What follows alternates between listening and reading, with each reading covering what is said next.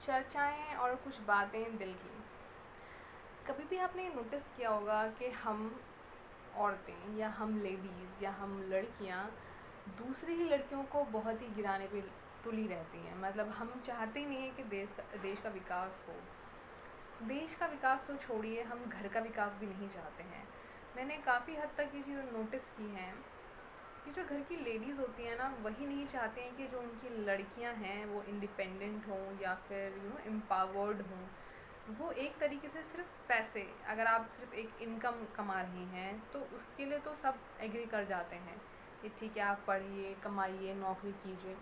लेकिन समझना होगा कि अगर आप एक चीज़ के लिए उन्हें आगे मोटिवेट कर रहे हैं तो बहुत सारे एस्पेक्ट्स होते हैं जो उससे जुड़े होते हैं।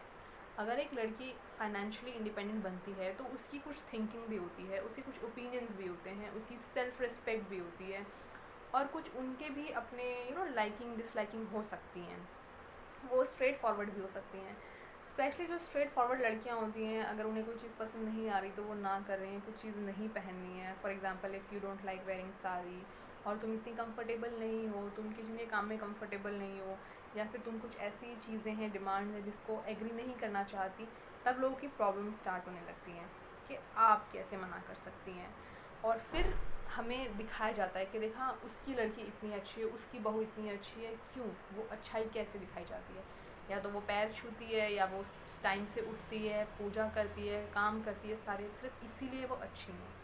द थिंग इज़, इंसान को इंसान की कोई कीमत नहीं पता, ठीक है, उसको कोई कदर नहीं है। खाली इंसान इतना स्वार्थी है कि उसे ना सिर्फ इंसान के काम से ही मतलब है।